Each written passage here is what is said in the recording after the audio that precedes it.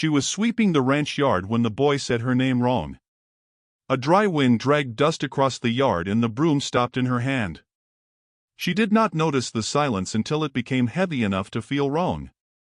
The widow turned slowly, eyes narrowing toward the fence line. A barefoot boy stood there watching her like he had always been there. "Lost?"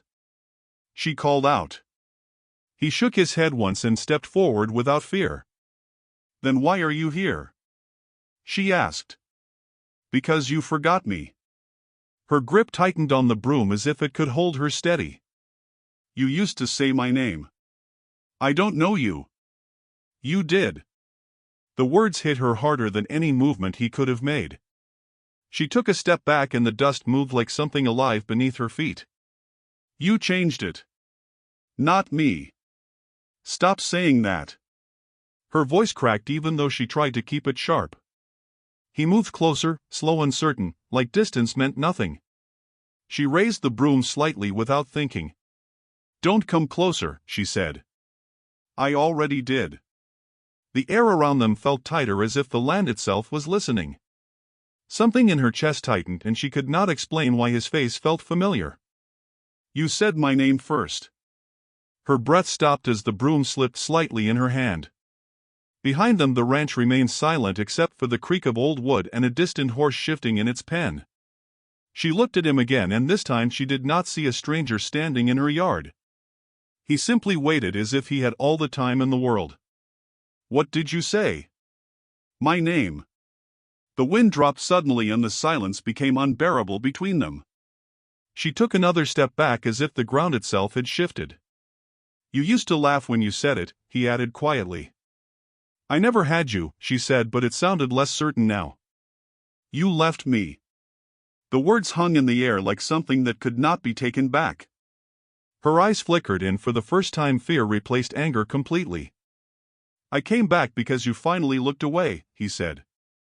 The yard felt smaller now as if everything had moved closer without anyone walking. Her lips parted but no sound came out. The boy watched her carefully, noticing every crack forming in her expression. She tried to speak again but the name stuck in her throat like a locked door. He did not move because he knew she would remember if she stayed still long enough.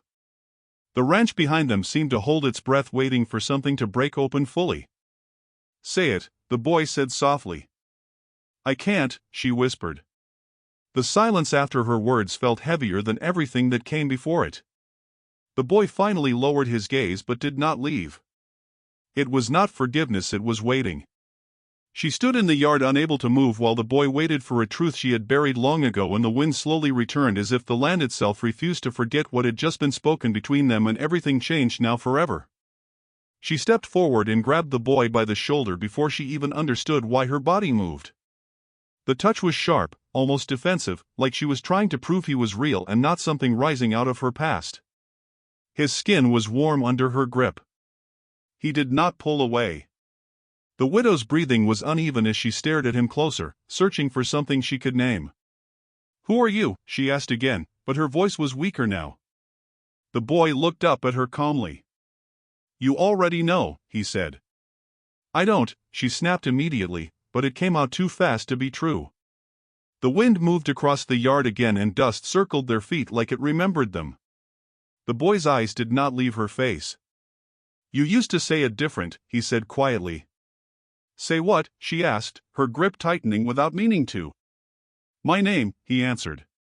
The widow flinched like she had been struck. Behind them the ranch felt suddenly too quiet, like even the wood had stopped creaking to listen. She let go of him and stepped back fast, shaking her head. "No," she said, sharp and broken at the same time. "That's not possible." The boy tilted his head slightly. "You burned it," he said. Her face changed instantly. "Don't say that." "Say what?" he asked, calm and steady. "That name." Her voice rose but cracked at the edges. "I don't know what you're talking about." The boy didn't blink. "You told me to forget it once," he said. The widow's hands curled into fists at her sides as if holding herself together physically. "I never told you anything," she said, but the words sounded like they were defending something already collapsing. The boy took one slow step closer. You did, he repeated. You told me to stop saying it out loud. The widow backed away again, hitting the wooden post of the porch behind her. Her shoulder pressed into it like it was the only thing keeping her upright. Inside the house a chair creaked. Someone was listening. The widow's eyes flicked toward the door and back to the boy. Stop this, she said, but it sounded more like a request than an order now. The boy did not raise his voice. You changed your name after, he said. That sentence made her freeze completely. No, she whispered, but it carried no strength. The boy watched her reaction closely, like he was reading every buried memory she tried to hide. The wind slowed again. The yard felt narrower. The widow shook her head harder now, like she could physically throw the thought away. I don't have a past with you, she said. The boy answered immediately. You do. The silence that followed was thick and unmoving. A horse in the distance shifted nervously, breaking nothing. The widow stepped forward again suddenly, anger returning like a shield. If you know so much, say it, she demanded. The boy looked at her without fear. You were the only one who didn't leave, he said. Her expression broke for a fraction of a second before she forced it back.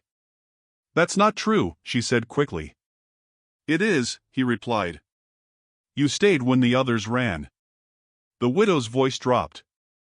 I said I don't know you. The boy's gaze softened slightly but stayed steady. You will, he said. That made her pause completely.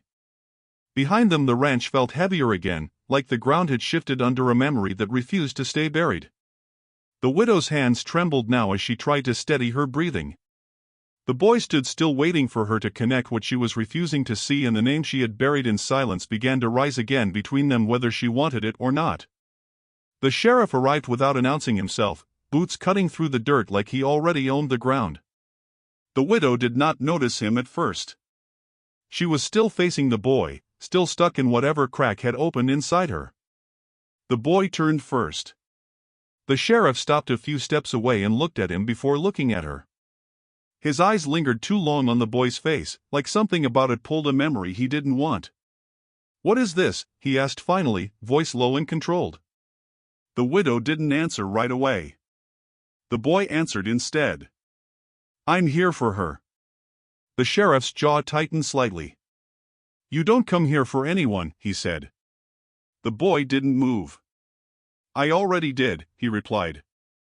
The widow finally turned toward the sheriff, as if snapping back into reality. I didn't call you, she said quickly. The sheriff ignored her and stepped closer to the boy. Where are your people? He asked. The boy looked up at him calmly. Gone, he said. The sheriff exhaled slowly, like that answer was not new to him. The widow noticed that. You know him, she said suddenly, eyes narrowing. The sheriff didn't look at her. I don't know anything, he replied. That was not convincing. The boy watched both of them now, as if weighing which one would break first. The widow stepped forward slightly. He knows things, she said. The sheriff finally looked at her fully. So do you, he replied. That hit harder than expected. The widow went quiet for a moment. The wind passed through the yard again, but weaker now, like it was unsure of itself. The boy took a slow step forward. The sheriff immediately raised a hand. Don't move, he said. The boy stopped but did not look afraid. The sheriff studied him carefully now, eyes narrowing. You from the East Line camps? He asked. The boy shook his head. No. The widow's breathing started to shift again. East Line camps meant something she did not want to name. The sheriff noticed her reaction immediately. His gaze shifted back to her. You recognizing something? He asked quietly. No, she said too fast. The boy interrupted. She is. The sheriff's expression hardened slightly. Say what you came to say and leave, he told the boy. The boy didn't react. I already said it, he replied. I came for her. The widow's voice rose slightly. Why? She demanded. The boy turned fully toward her again. Because you forgot what you did. The sheriff went still at that sentence. The air tightened again between all three of them. The widow stepped back instinctively. I didn't do anything, she said, but it sounded like she was trying to convince herself more than them. The boy took another step closer. You closed the door, he said again. The sheriff's eyes shifted sharply at that phrase. What door? He asked immediately. No one answered for a moment. The silence became heavy enough that even distant sounds seemed far away. The widow looked at the sheriff now, searching his face. You know what he means, she said slowly. The sheriff didn't respond. That silence was enough. The boy looked between them. You both were there, he said quietly. The widow shook her head. Stop, she said. The sheriff's voice dropped. What happened? He asked, but not like a question he expected answered. More like one he already feared the answer to. The boy's eyes stayed fixed on the widow. She told me to stay quiet, he said. The widow's face drained. No, she whispered. The sheriff turned fully toward her now. What did he just say? He asked. The widow couldn't answer. The boy stood still in the center of the yard again as the past began to press closer into the present, and neither the sheriff nor the widow could stop it from coming anymore. The boy walked toward the well without waiting for permission. His steps were slow, steady, like he already knew every crack in the ground. The widow followed immediately, her voice sharp behind him. Stop. Don't go near that. The sheriff came last, slower, watching both of them like he was trying to understand what he had already stepped into. The well stood at the edge of the yard, old wood warped and dark, rope hanging loose like it had been abandoned for years but never fully forgotten. The boy stopped right in front of it. The widow grabbed his arm instantly. I said don't, she repeated, tighter this time. The boy did not resist. He just looked at the well. The sheriff stepped closer, eyes narrowing as he looked down into the black opening. Nothing moved inside, but the air coming out of it felt wrong. Cold in a way the land did not usually feel. The boy finally spoke. It's still there, he said. The widow's grip tightened. There's nothing there, she said fast. The boy turned his head slightly toward her. You threw it in first, he said. The widow's face changed instantly. Stop it. The sheriff looked at her now. Threw what in? He asked quietly. The widow didn't answer. The boy did. Letters, he said. The word hit the air like a weight. The widow shook her head fast. No. The sheriff didn't look away from her now. What letters? He asked again. The widow's voice rose slightly. Nothing. The boy stepped closer to the edge of the well, and the widow pulled him back harder. Don't you touch that, she snapped. The boy finally looked at her hand holding his arm. You already did, he said. The sheriff moved closer to the well now, ignoring the tension between them. He leaned slightly over the edge. The darkness inside was deep enough that it felt like it had no bottom. What was this used for? He asked. The widow answered too quickly. Water. The sheriff didn't believe it. The boy spoke again, calm. Not anymore. The widow's breathing started to change. Faster, uneven. Stop talking, she said, but it wasn't strong anymore. The boy continued anyway. You burned what came after, he said. The sheriff turned sharply toward her. Burned what? He demanded. The widow stepped back again, shaking her head. I don't know what he's talking about, she said, but her eyes didn't leave the well. The silence that followed was heavier than before. Even the wind seemed hesitant to move across the yard. The boy stepped back from the edge slightly, but his eyes stayed fixed on the widow. You hear it at night, he said quietly. The widow froze. The sheriff noticed immediately. Hear what? He asked. The boy didn't look at him. The widow answered without meaning to. Nothing, she said, but it came out like a lie she had practiced for years. The sheriff turned fully toward her now. You hear something, he repeated.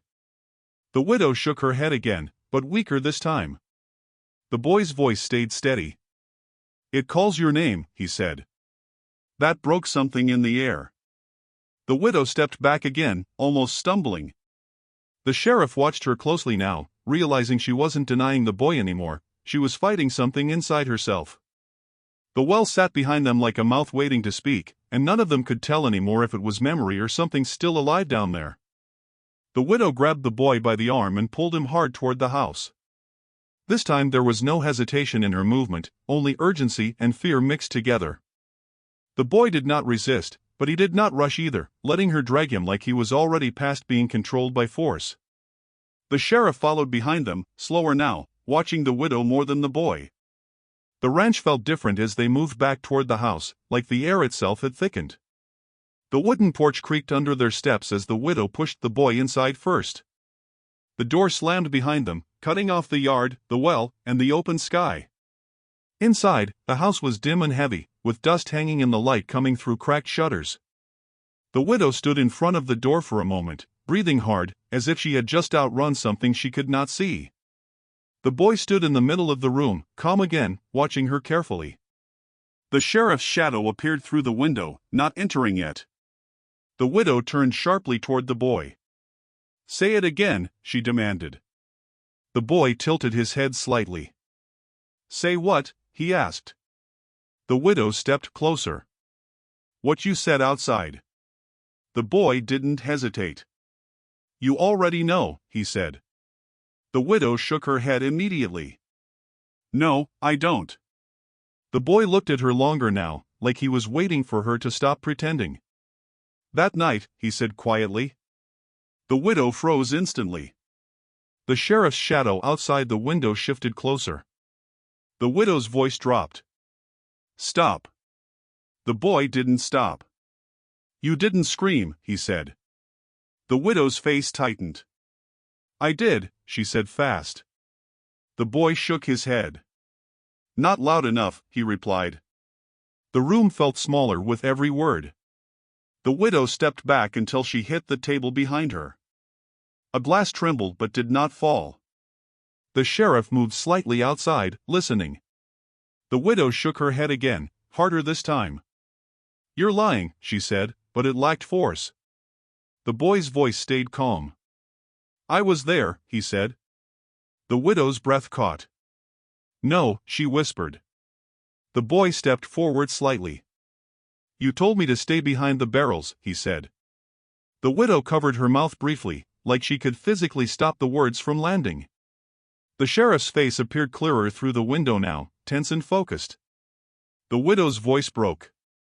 "I don't know you," she said again, but weaker now. The boy looked at her steadily. "You do," he replied. The silence stretched long and heavy. The house felt like it was holding its breath. The widow's hands started to shake as she looked at him like she was seeing something she had buried so deep it had become unrecognizable. The sheriff finally opened the door and stepped inside. The screen door creaked loudly, breaking the silence like a warning.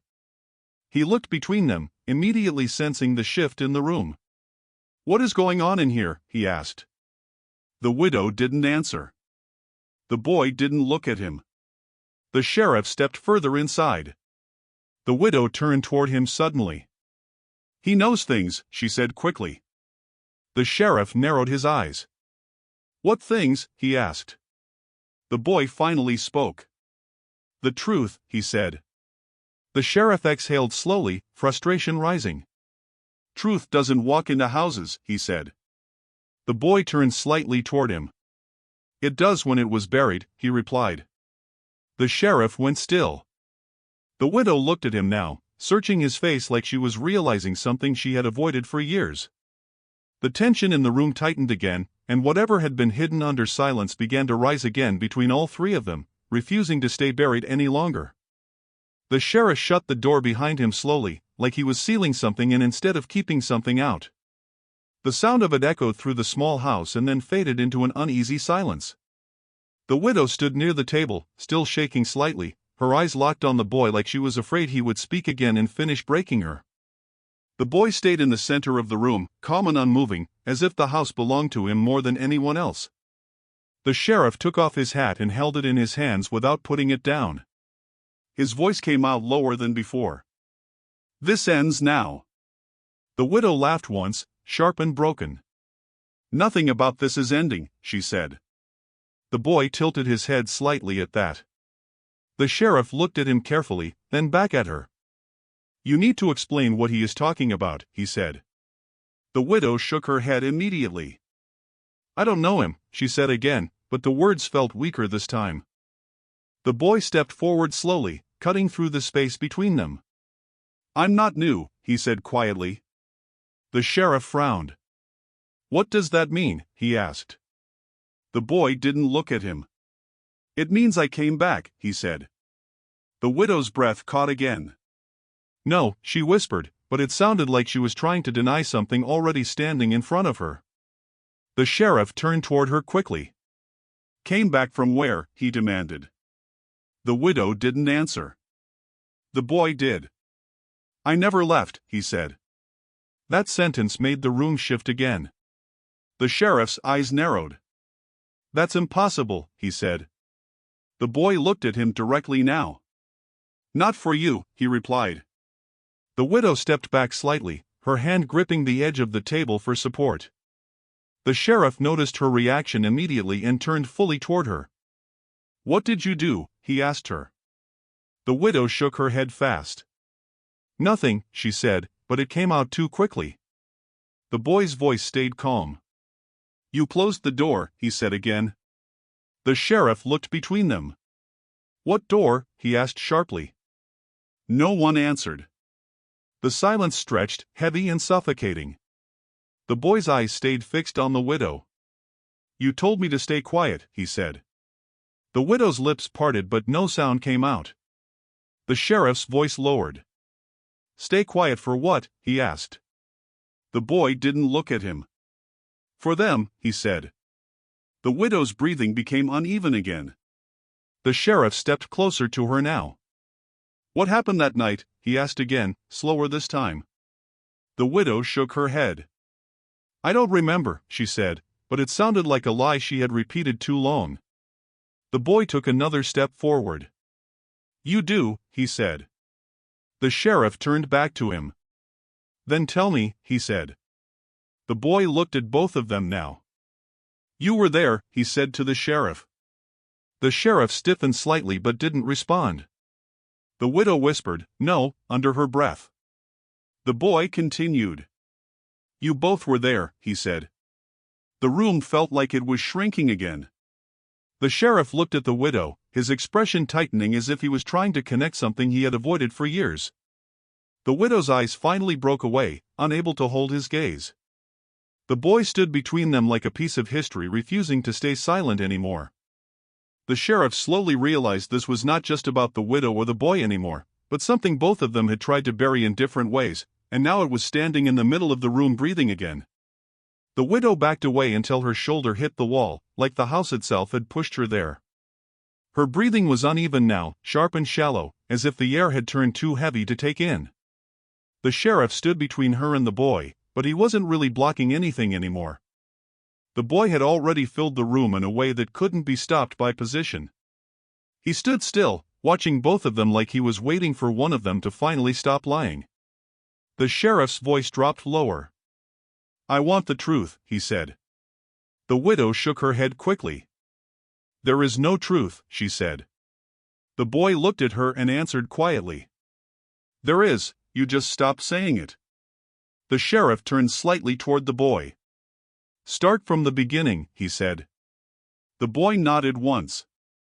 "You were there," he said again, this time looking directly at the sheriff. The sheriff's jaw tightened. "That's not possible," he replied immediately. The boy didn't react. "You were there after the fire started," he said. The widow flinched at the word fire. The sheriff noticed. His eyes shifted toward her.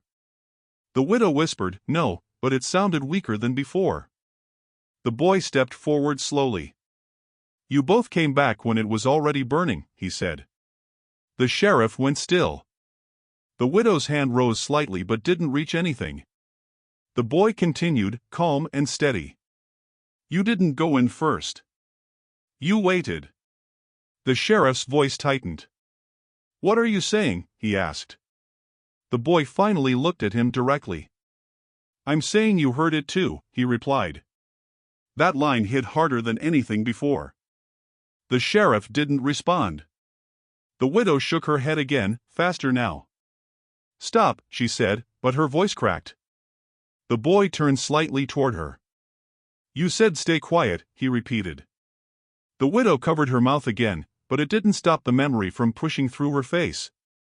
The sheriff watched her carefully now, realizing something in her reaction was real even if she refused to say it. The boy's voice stayed even. I stayed quiet, he said. The room felt colder again. The widow finally spoke louder, desperate now. I had no child, she said again, like repeating it would rebuild something inside her. The sheriff turned to her sharply. The boy answered before the silence could settle. You did, he said. The widow shook her head violently. No, she said again, but her voice broke at the end. The boy didn't move. You just stopped calling me that, he said. The sheriff looked between them slowly now, confusion turning into something heavier. He was no longer sure what he was listening to, but he could feel the truth was not something being revealed, it was something being forced up from underneath them. The boy stepped back slightly, as if giving them space to collapse under it. You left me in there, he said quietly. The widow's face drained completely. The sheriff turned fully toward her now. Tell me that's not true, he said. The widow opened her mouth, but nothing came out. The silence was the answer. The boy watched her carefully. You closed the door, he repeated. The sheriff stood very still now, like the ground under him had shifted. The widow whispered, I didn't know, but she stopped halfway. The boy's expression didn't change. You knew enough, he said.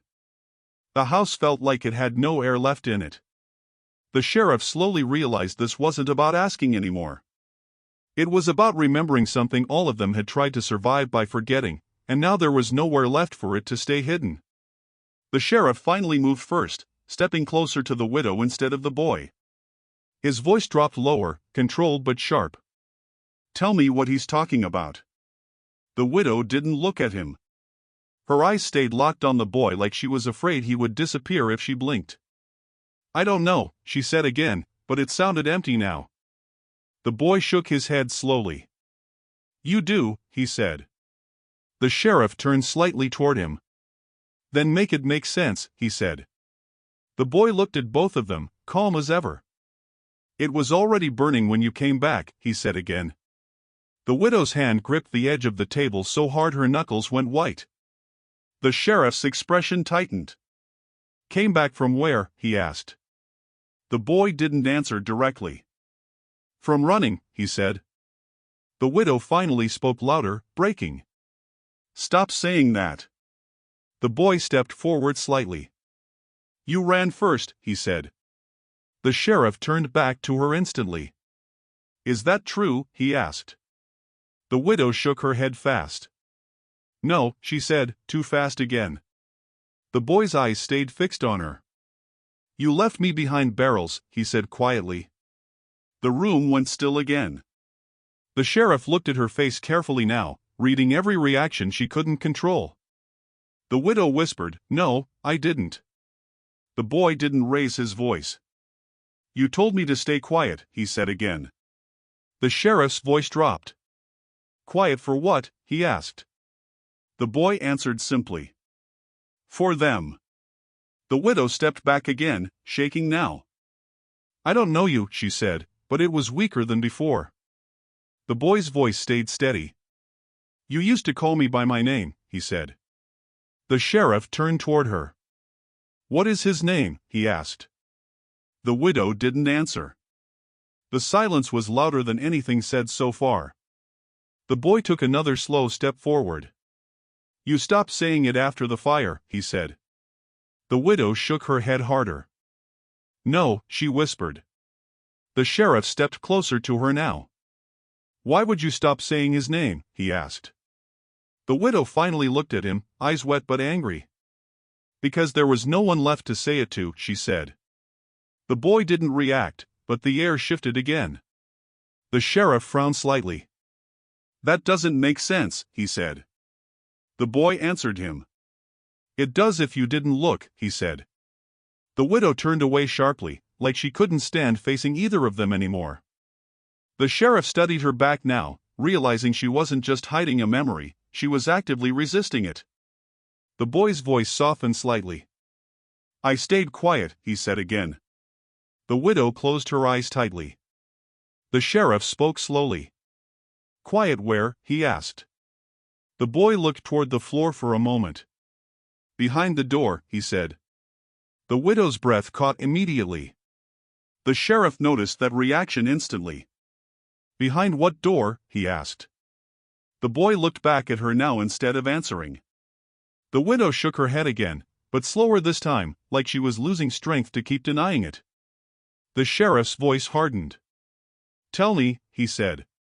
The boy answered instead. The barn door, he said.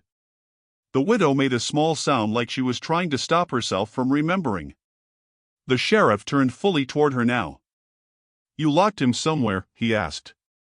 The widow finally broke eye contact completely.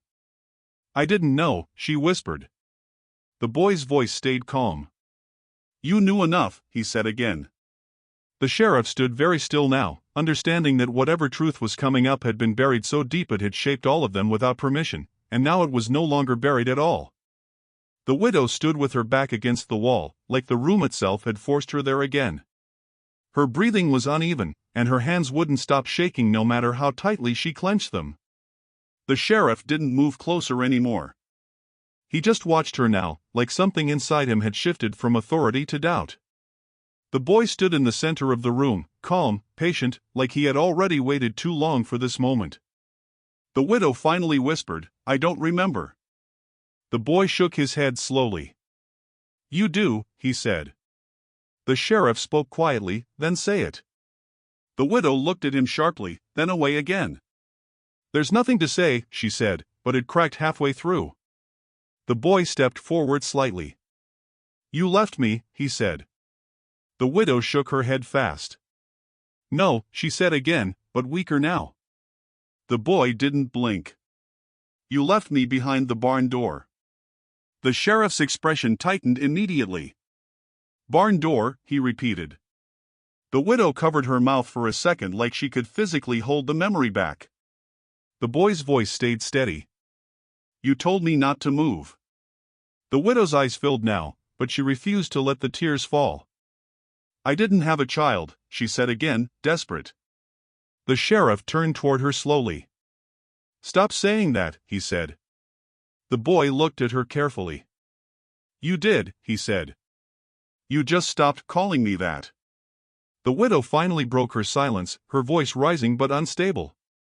I buried a lot of things, she said. The sheriff stepped closer slightly. Like what? He asked. The widow shook her head. You don't understand, she said. The boy answered immediately. I was one of them, he said. The room went still again. The sheriff didn't speak this time. He just looked at her face, waiting. The widow's voice dropped into something almost hollow. There was fire, she said. The boy nodded once. Yes, he said. The widow continued, barely holding herself together. People were running. The boy's voice stayed calm. And you closed the door. The sheriff's eyes sharpened. You locked him in, he said. The widow shook her head fast. No, she said again, but it wasn't convincing anymore. The boy didn't move. You thought I would be safer quiet, he said. The widow's knees nearly gave out, but she stayed standing. The sheriff looked at her like he was seeing her for the first time. Why didn't you open it? He asked quietly. The widow finally looked at him, eyes full now.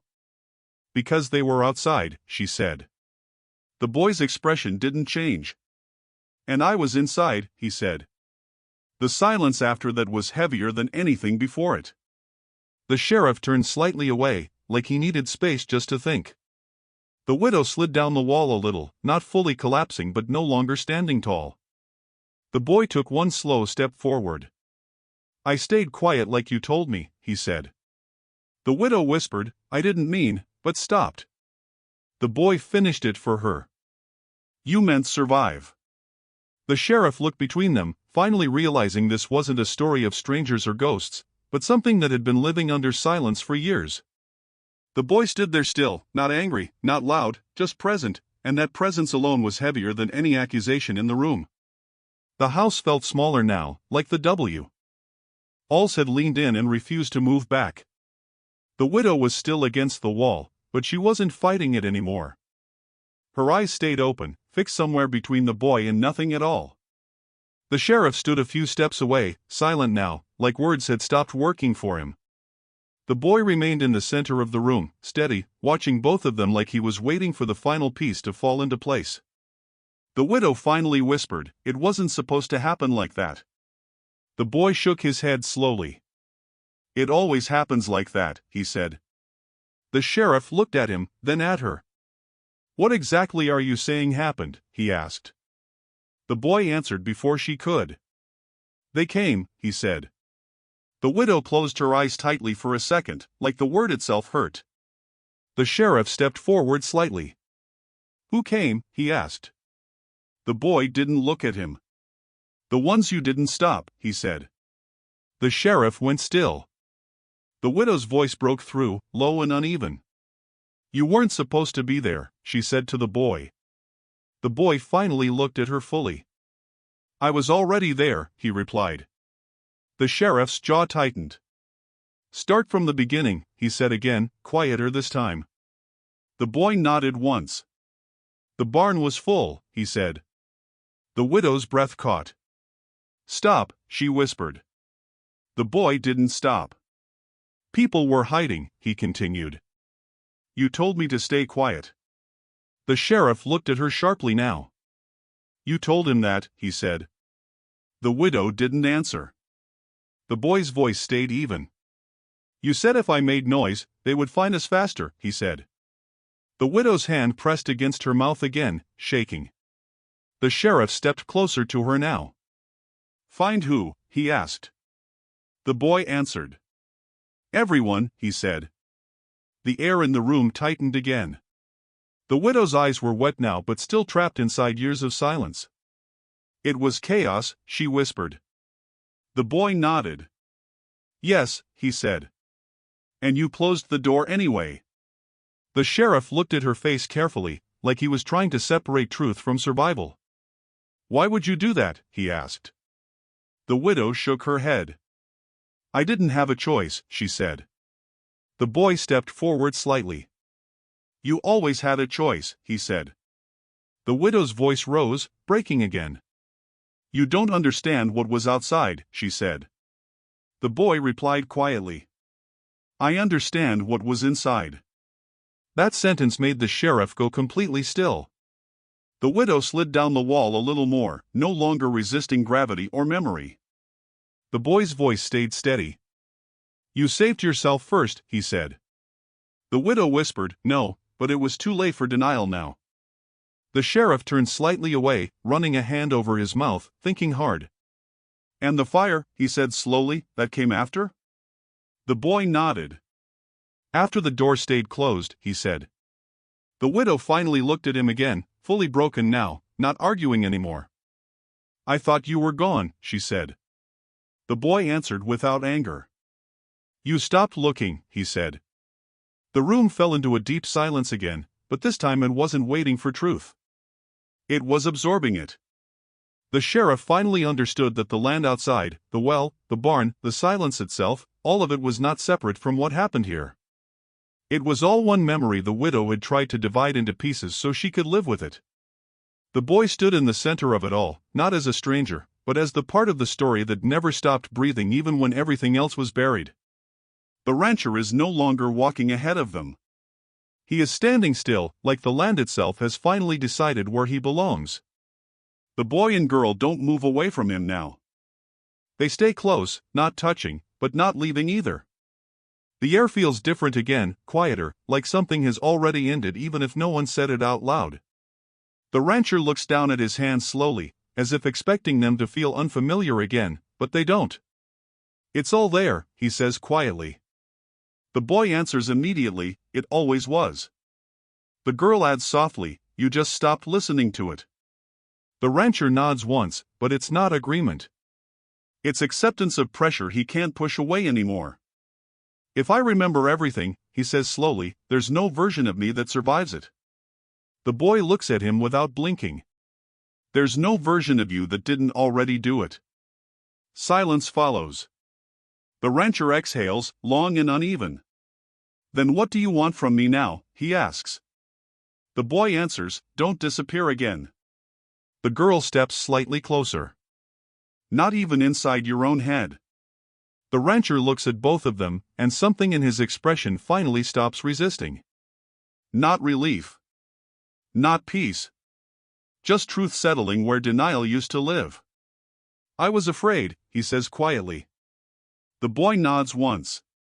"We know."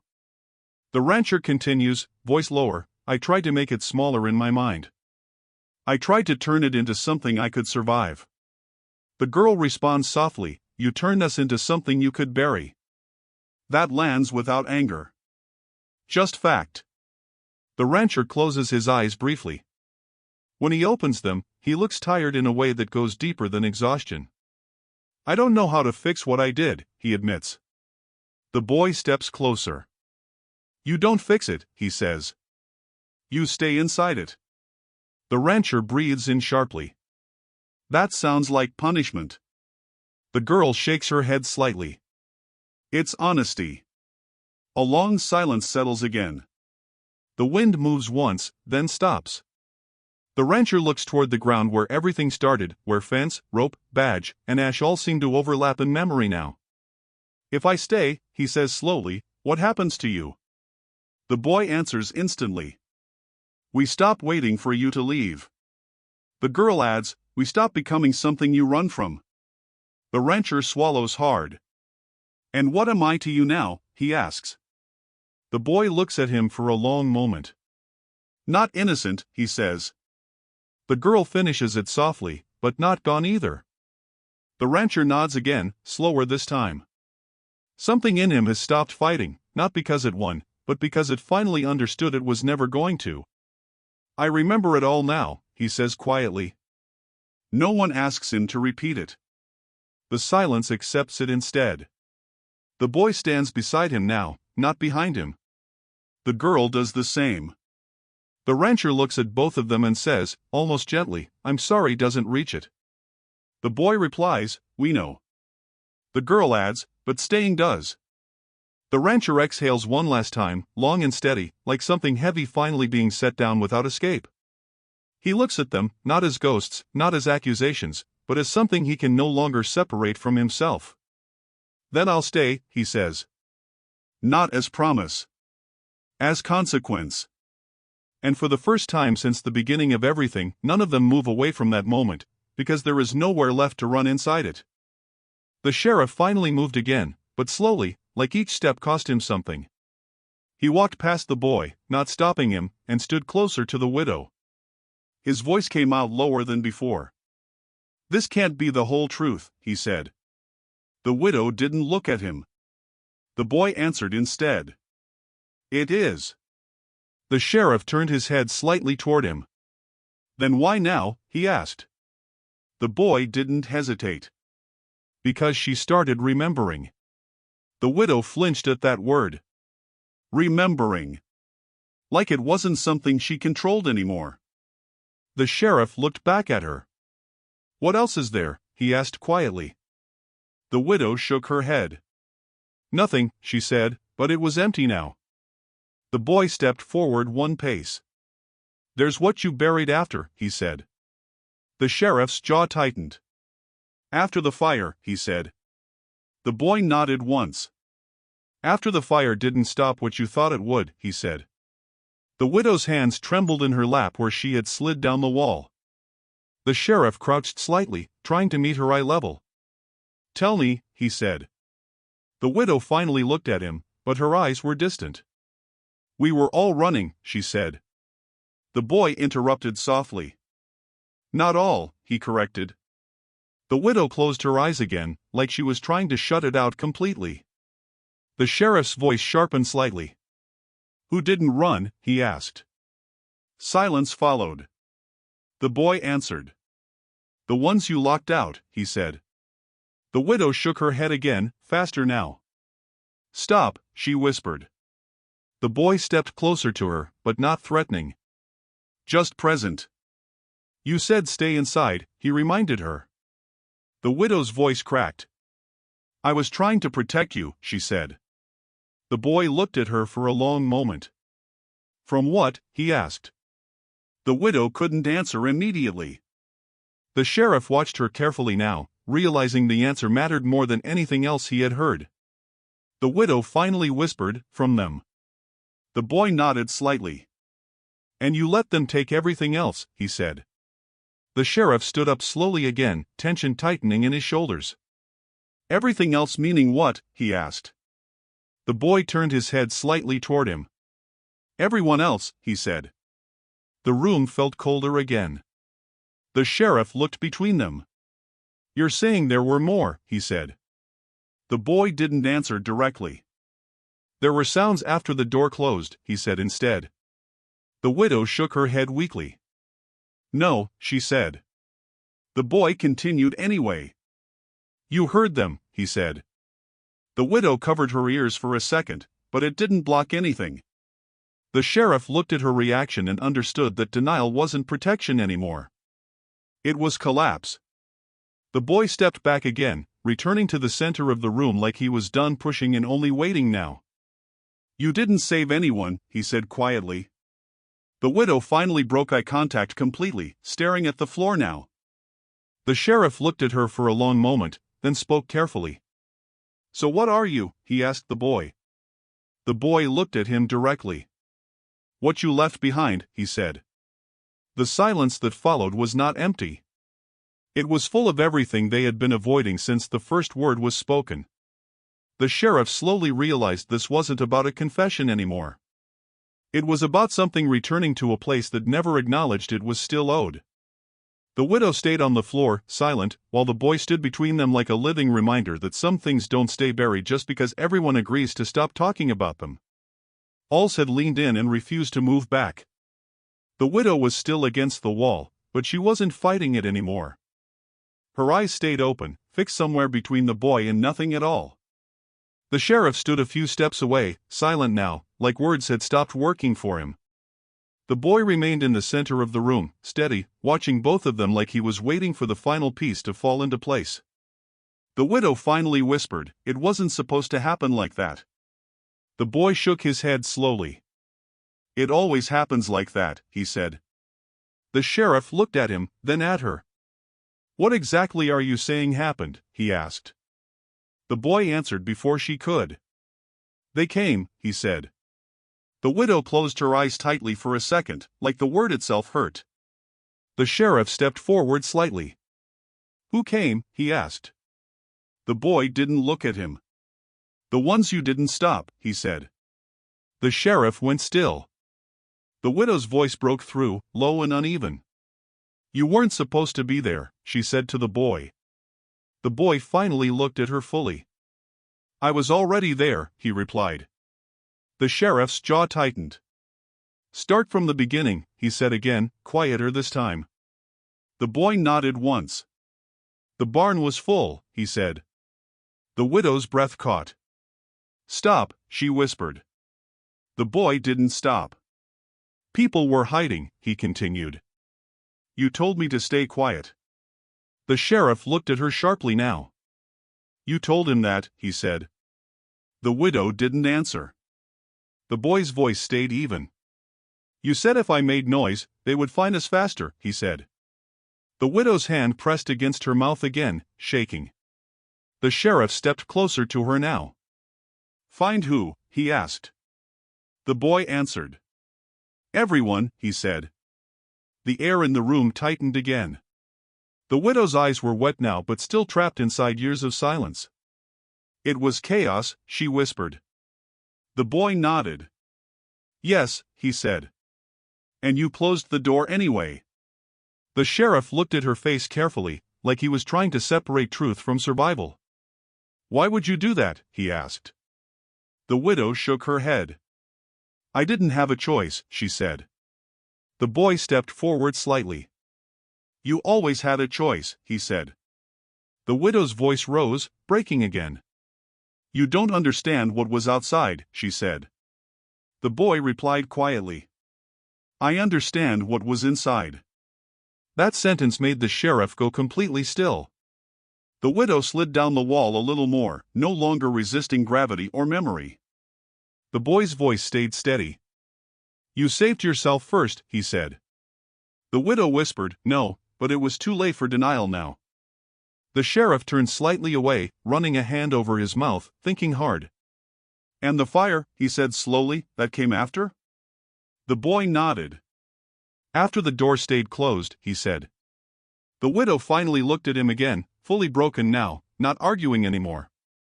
I thought you were gone, she said. The boy answered without anger.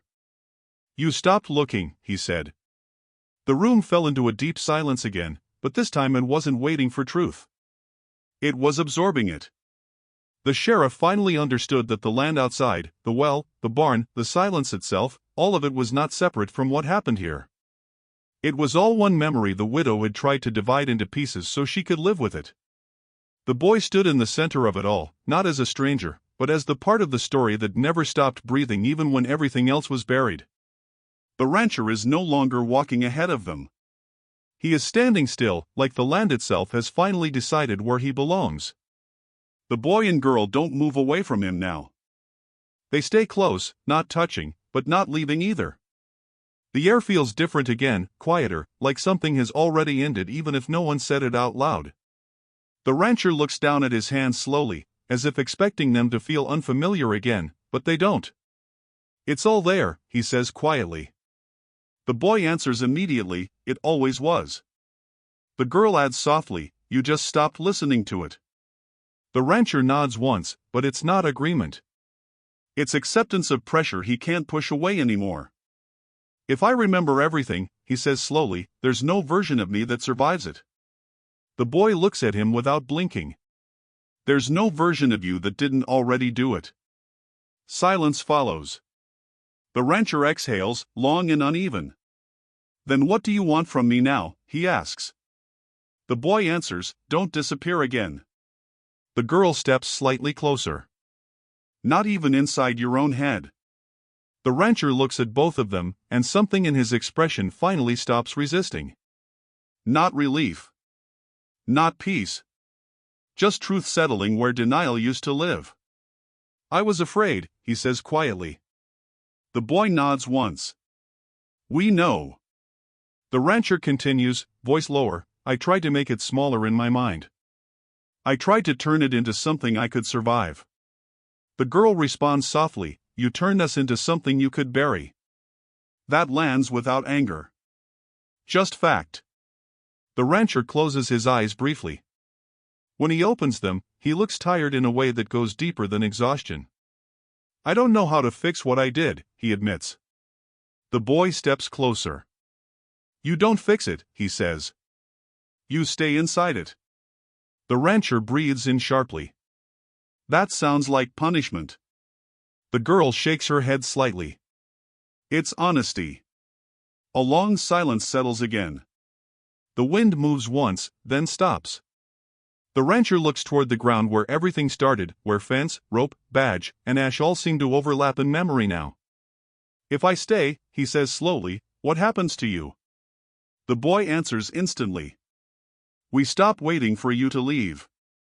The girl adds, we stop becoming something you run from. The rancher swallows hard. And what am I to you now, he asks. The boy looks at him for a long moment. Not innocent, he says. The girl finishes it softly, but not gone either. The rancher nods again, slower this time. Something in him has stopped fighting, not because it won, but because it finally understood it was never going to. I remember it all now, he says quietly. No one asks him to repeat it. The silence accepts it instead. The boy stands beside him now, not behind him. The girl does the same. The rancher looks at both of them and says, almost gently, "I'm sorry doesn't reach it." The boy replies, "We know." The girl adds, "But staying does."